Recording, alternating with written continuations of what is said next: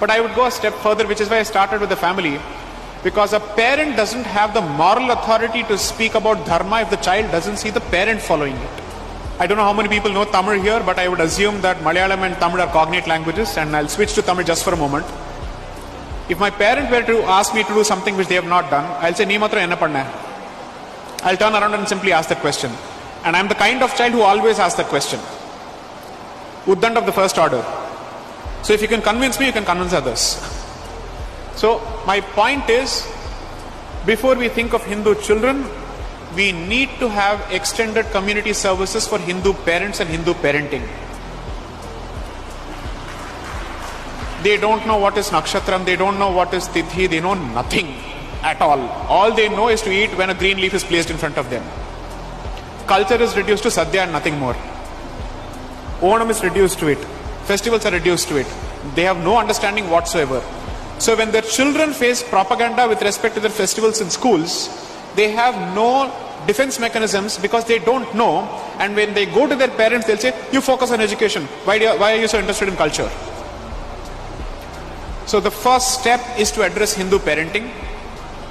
And the second step is perhaps slightly more controversial, but I am not new to controversy, so I'll say it. Stop sending your children to schools which don't encourage Sanatana Dharma.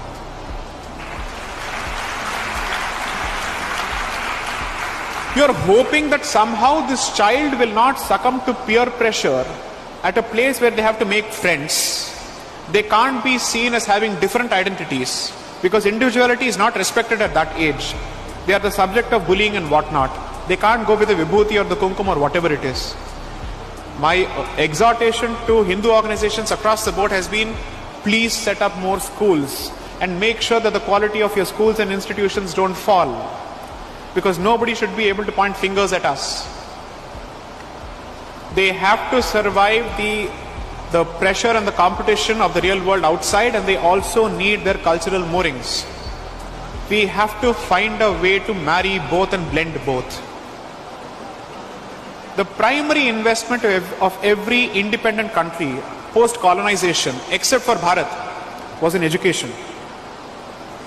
In bringing back their old education systems. We were the only country to take forward the education policy of the colonizer. Now it's okay to continue playing this blame game until 2014.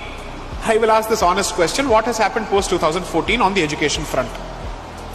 Now if I were an organizational loyalist, I'll say sab kuch ho gaya, everything is done. But because I'm not, I will say, what have you done? What is the concrete outcome there? What is the investment in education policy? What is the investment in defending that education policy when people accuse you of saffronization? Do you have the confidence to say, yes, it is saffronization, so what? Do you have the confidence to say that, no, we will constantly move to a defensive position to say, no, it is not saffronization, it's Indianization.